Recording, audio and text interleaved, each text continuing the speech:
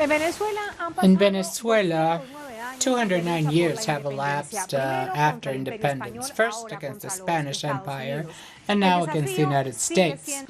The challenge continues to be huge. Although aggression strategies are new, the will of the people are the same. Some years ago, it was a physical subjection. Now they have blockades, kidnappings of goods and resources, fifth-generation war. This is our critical move today. Venezuela, independence, ongoing independence. Welcome.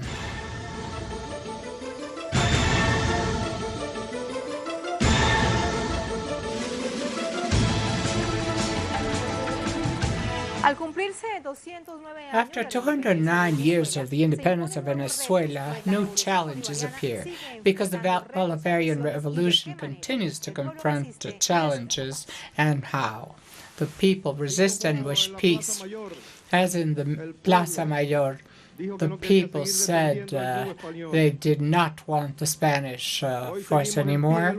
Today we are still struggling in permanent resistance to continue confronting the attack of imperial forces. This is why, to confront these new challenges, we must learn the history, territorial independence, soldiers of the armed forces, defend the national independence, the integrity of territory, national sovereignty, defend the constitutional sovereignty, political sovereignty of our people. So many things have been done, dialogues, etc. Unfortunately, in every transition of this kind, there are people who die, unfortunately. We hope it's not us. Once again, they keep longing for a U.S. intervention to defend their selfish, particular interests. This is what we've seen in the last months in Venezuela. We will analyze history and understand the moment we are living. By now, let's look at ourselves geographically and let's give a summary of the history of the South American nation. Venezuela is located on the north of South America. It limits North Caribbean Sea, South Colombian Brazil, East Guyana, and West Colombia. In the pre-Columbian, there were tribal groups that were colonized by Spain at the end of the 15th century. The invaders brought black people from Africa to be exploited. By the end of the 18th century, independence started in the country. In 1806, Francisco de Miranda, the independent precursor, starts the fight. After his death. Bolívar assumed the command. The first independence of Venezuela was between 1810 and 1823. April 20, 1810 started the revolution. This nation was part of the Great Colombian that was recognized as a country. Throughout the 19th century, Venezuela suffered political dictatorships. In the 80s and 90s, there were different institutional social crises, including the Caracazo in 1989, 1992, and the removal of President Carlos Andrés Pérez in 1993. The popular discontent elected Hugo Chávez Frías in 1999. This is how the Bolivarian Revolution started, where anti-imperialism was the core target. And currently, the United States is attacking the country for its oil resources. We now start with the web pages. We have Correo del Orinoco from Caracas. They are celebrating 209 years of independence of Venezuela. We also have, as you can see, Venezolana de Televisión. The web page talks about the historic date of independence. On April 19, 1810, the chief of state started the struggle for independence. This was underlined as the first step to the independence of the country against Spain. He also said that with the same rebellion, we are now confronting new empires that pretend to take away our sacred treasure, liberty, as President Maduro declared. The Minister of Defense stated the following: the legacy of liberators continue, and the response of patriots continues to be undoubtedly independence or nothing. We now offer our commendation, the article that you will see on the screen, written by Cuban writer Abel Prieto Jimenez in Cuba Debate.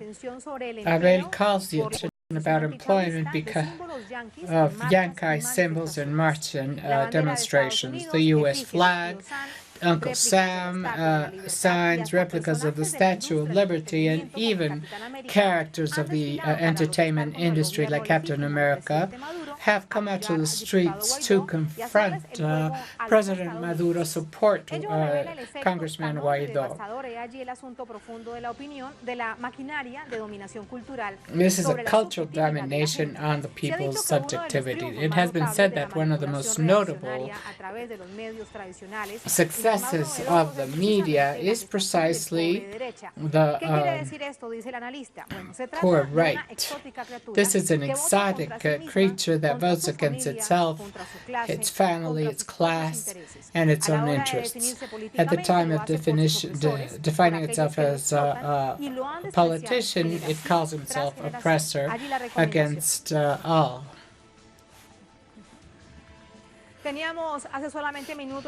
Some minutes ago, we saw part of the celebration. We have more with Leonel Retamar, our correspondent in Venezuela. Hola, ¿qué tal? Muy buenos días. Greetings. Aquí en Venezuela se conmemoraron. Venezuela is celebrating 209 years of the independence from Spain that started on April 19, 1810, and that therefore we had protocol activities on Friday chaired by Minister Ernesto Reverol, and in the morning there was an open road in Caracas chaired by the chief of government of the municipality El Libertador, commemorating our independence. The activities had a very marked political sign in establishing the similarities that marked between the period of the colony 1810 and the present date. There is a line that the minister tried to trace, and the different political leaders as well, stating that there was a struggle against the Spanish crown in 1810, but that independence struggle continues today in Venezuela, now against the United States and their repeated attempts of overthrowing the government of Nicolás Maduro. The different authorities have said that the goal number one of the nation's plan that was presented in Venezuela is to develop, expand, and keep independence and sovereignty in the country. This is point number one, and therefore the importance of today in Venezuela. It is said that the independence process has 200 years, but needs to be deepened through sovereignty, established through different spheres: cultural, political, economic, territorial sovereignty. And these debates are being debated in the political scenario, national international arena. Another important point is the development of decolonization activities.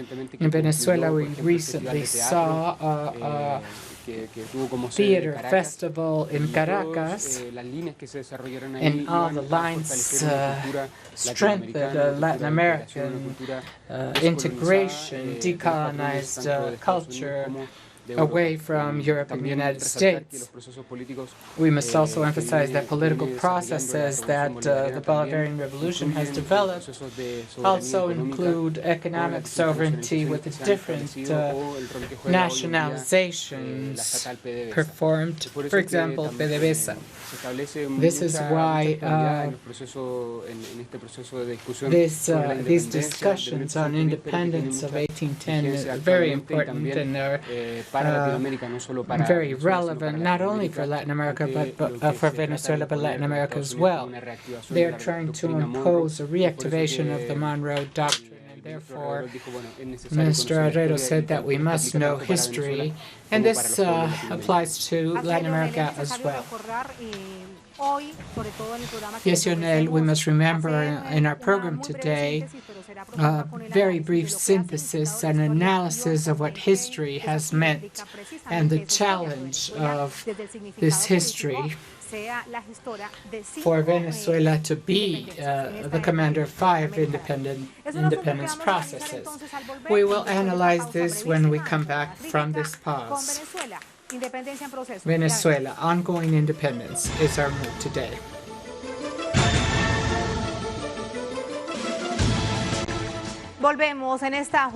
We are back on this critical move aimed to deepen ongoing independence in Venezuela. We will now review the last year and the level of aggression of the United States against the South American nation. Since 2014 to this date, Venezuela has received more than 30 sanctions by the United States,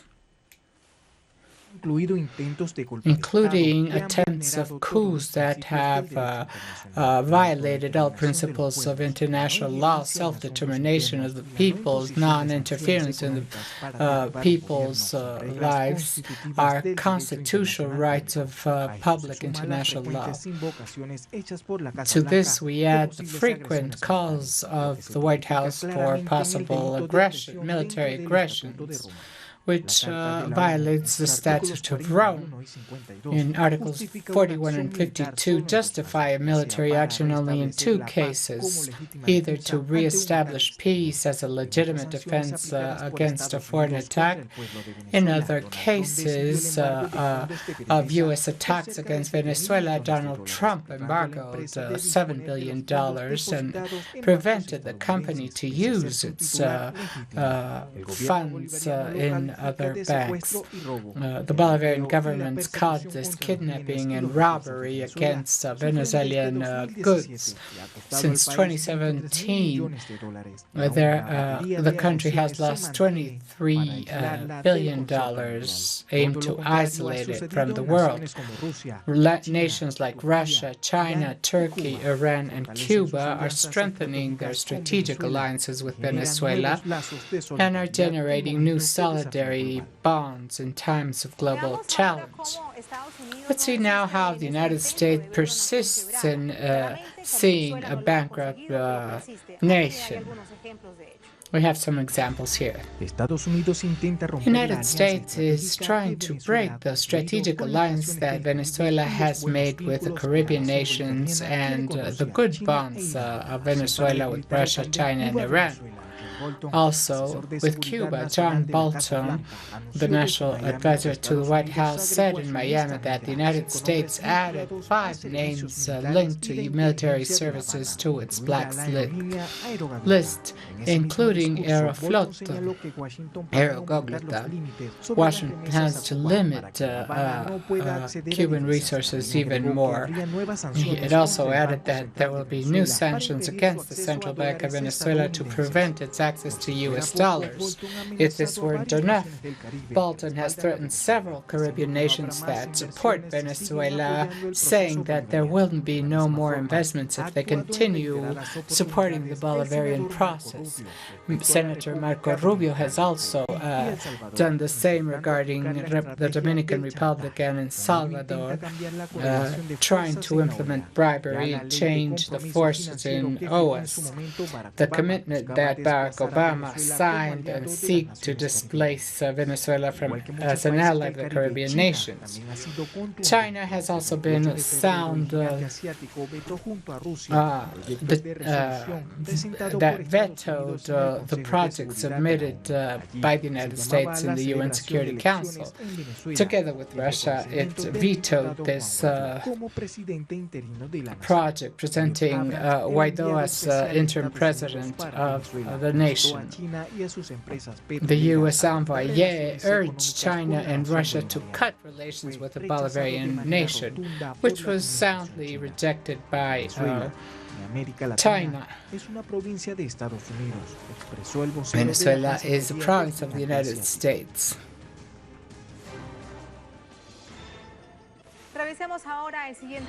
Let's review the next webpage, Cuban webpage grammar. Monroe reports aggressions against Venezuela, honoring a policy that was deemed buried in history. The Monroe Doctrine, the United States added sanctions against Venezuela with the explicit purpose of eliminating communism, as John Bolton said. In a rhetoric war call, the hawk referred to economic assets as properties aligned to Maduro, who is advancing against all these actions by the government of the United States.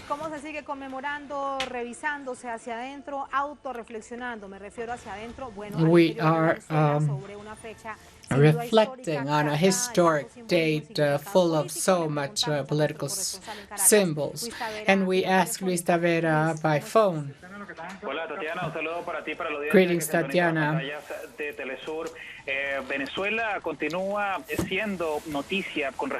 Venezuela continues being news regarding the vanguard in the struggle for its independence, but not so much its independence of social movements in Venezuela in the last years of revolution, but also this vanguard economic independence through the measures implemented by the government of Maduro in view of the international attacks revealed by Donald Trump. In Venezuela, nevertheless, there is an awareness by Venezuelans on the recent attacks to the national electrical system and Donald Trump's administration against Venezuela, against PDVSA, and other attacks against the stability of all Venezuelans. Nevertheless, on a historic date as today, the independence of the peoples, the World Day of Earth, Venezuela continues being a vanguard in the countries. The Minister for Justice and Peace offered a summary on how Venezuelans have behaved during Easter. He explained with numbers that in spite of the media war against the citizens by external and forces and the opposition in Venezuela, more than 200,000 officials were deployed to make available more than 200 parks around Venezuela for the activities performed in these days, aimed to the Venezuelans' recreation and awareness that there are more Venezuelans who want peace, and that Venezuela will continue being an encounter of the peoples, an example of the struggle for sovereignty. Thank you, Luis, for giving us details of this celebration that is very close related to this celebration. We'll take a very brief pause. Again, we have all topics on the board, and when we come back, we will start analyzing. Besides history, we have two scenarios. One, Venezuela reach final independence, and another, that it doesn't. What happens in either case? You will see our guest after this pause.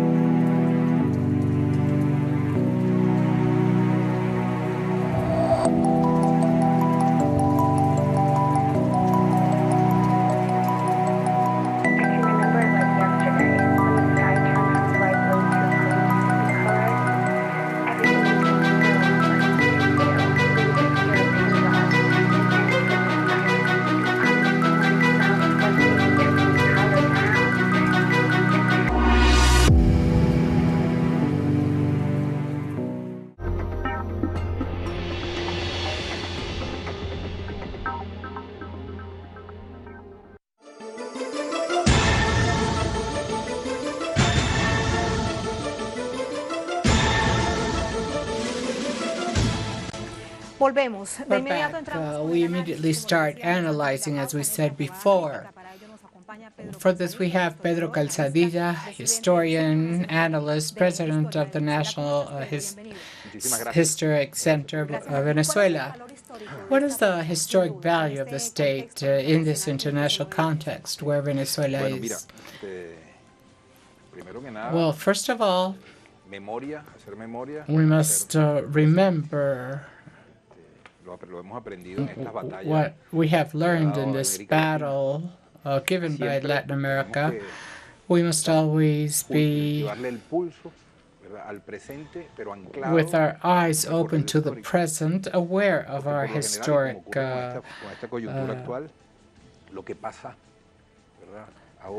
journey. What happens has more than one explanation.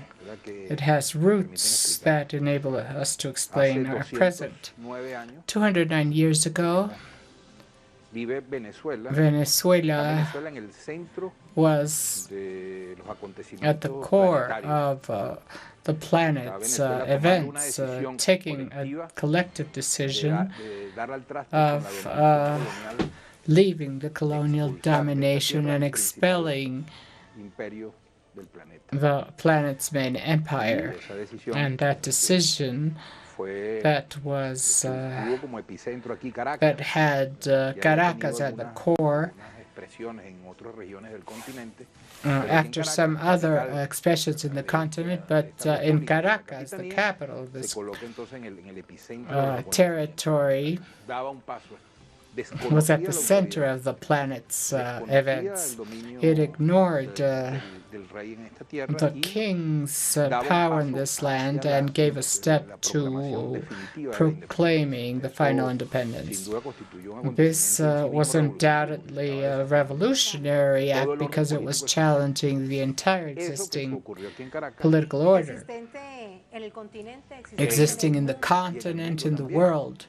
Yes, it was adding to a process of reaction against the old regime, the monarchic regime, and the region was it was opening the road for the region to add, to see a new way to see things, a republican order. It was a revolutionary time. We are celebrating 200 years. All America is enjoying this moment. We have been happy enough to commemorate 200 years of the events that we all know. We must never forget it. It wasn't casual, the attempt of invisibilizing the process or manipulating history. How much politics was there? You're talking about interpretation, right? Yes, the historic interpretation. Well, from the beginning, the fact was recognized as a founding event of the Republic. The following year, the year that followed, Venezuelans were celebrating already the independence, and in the first April 19, and since then we have continued celebrating it. But I say more, not only Venezuelans, but Latin Americans also have a continental reference date there. But what you were saying, and I think is important because it goes to the core of the great transformation that happened in Venezuela in relation to how we look at ourselves as people, as a culture, how we interpret our present, how we see our future and our past, where our commander Chavez had a great influence in the Venezuelan people to take away the veils, clear the horizon, and see Bolivar at the core, and unveil the true magnitude of what had happened. For example, you were talking about the state. this date in Venezuela has been exposed. The great story is exposed as a conservative date. It is rather carried out by the elite in Caracas, made basically by civilians, by white people. So the elite, and a conservative date because they said that there was no revolutionary force but conservative forces, because at the beginning it defended the rights of Ferdinand VII. Now, this is why history allows rereading, and each generation, every moment of humanity's history is a moment to reread history. In 2010, when we celebrated 200 years of this date, the National History Center made available, published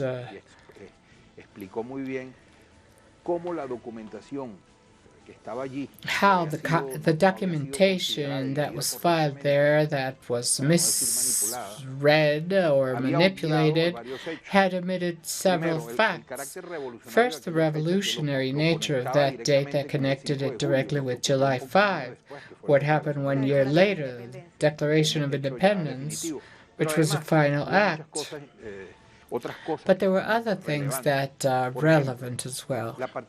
For example, the participation of popular sectors on April 19.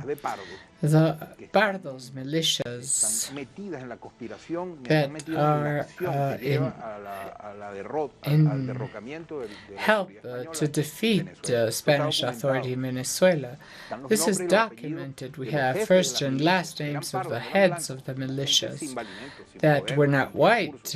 They were dark people without slaves, invisible people who were part of the militia, and that, for example, had to arrest Ayparam and take him to La Guardia, the highest Spanish authority. On the other hand, there was the version that this was a civilian action. No, it was a civic military action. What they did was arm the people months ago. It's not a casual thing. It was prepared, planned by a joint action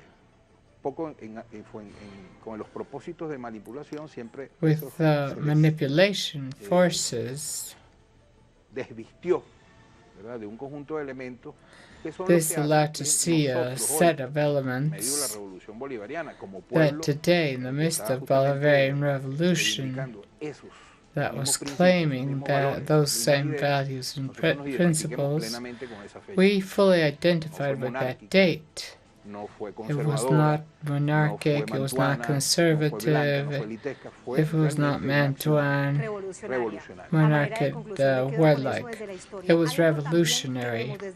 There's something we see also 200 years ago and today when the empire's position changed. First it was Spain, and now, of course, it is the United States. And it is the doctrine imposed over nations that consider they must remain black. What is the connection you see? I think it is very clear when Commander Chavez said to us that it is not the second independence we are living today.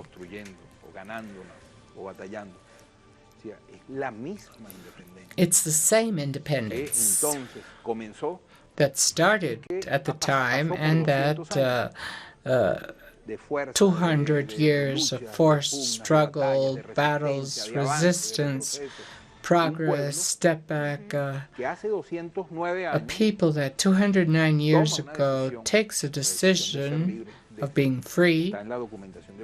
This is contained on the documentation of April 19, We don't recognize any other authority than ours. The people decides to be sovereign, independent, fully exercise its sovereignty, and chooses for a society of the fair, abolishing all kinds of privileges. Pedro, you were talking about this, and you remind me of the principles that were there, effective but were not written. After the Second World War, they write them, and they become what United Nations is today. This level of defense to make these principles respect, because we see in the United States and its allies allied whatever they think is correct.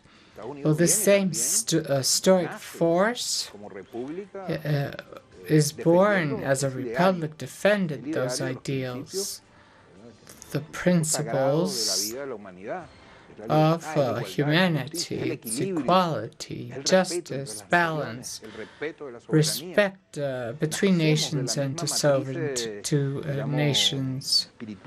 We are born from the same spiritual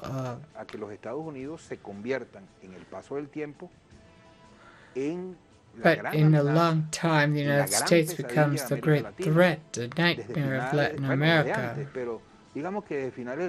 Let's say by the end of 19th century, in a growing way throughout the territory, we must have, in this hemisphere, we must share it with the military description material that humanity has created throughout its history. The Empire of the United States.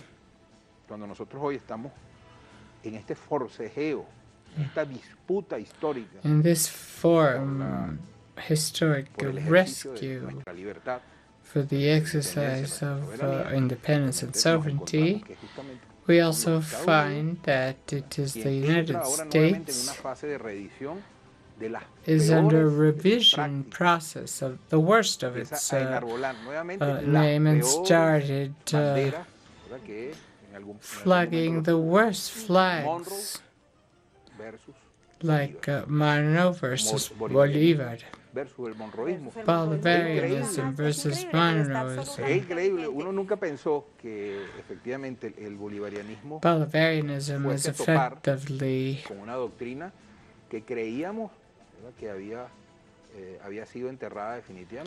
things that she had been buried recently, and the U.S. You have a conclusion, but we're about to end. Now, we have something related to history. How do you call independence 209 years ago? Was it a political, geographical independence? What was missing to keep this independence process in the financial, economic, military terms? Well, 209 years ago, there were important things that occurred. The history of Venezuela changed. Nevertheless, what should have changed did not. It was just some steps that were taken. Most of the agenda of the independence was remained there. Two historic projects were disputed. They were on April 19 that had contradictions among the protagonists, as with the July 5 protagonists.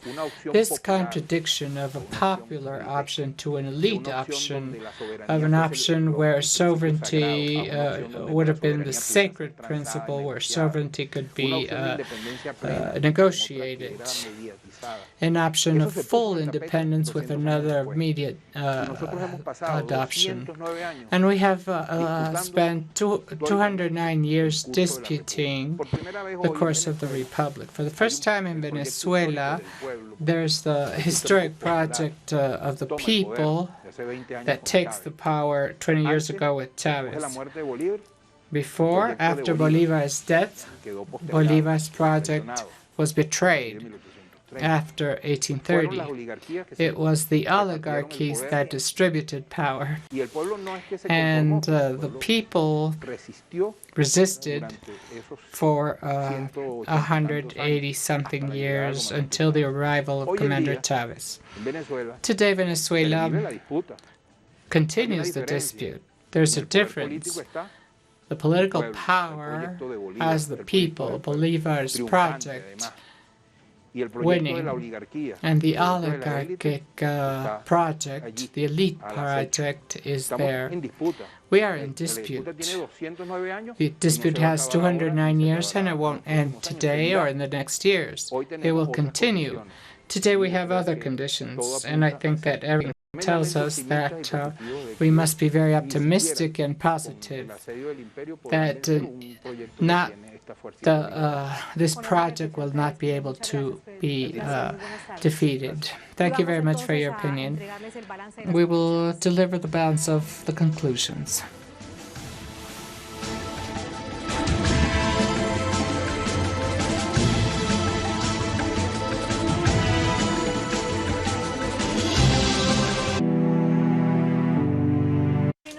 Venezuela continues struggling against imperialism, defending its independent principles in 209 years of independence. The road to liberty has been hard and continues. The Bolivarian Revolution, commanded by Hugo Chavez, inspired on the example of Simón Bolívar, opened the road to independence. The revolutionary process has had the working class as one of the main threats.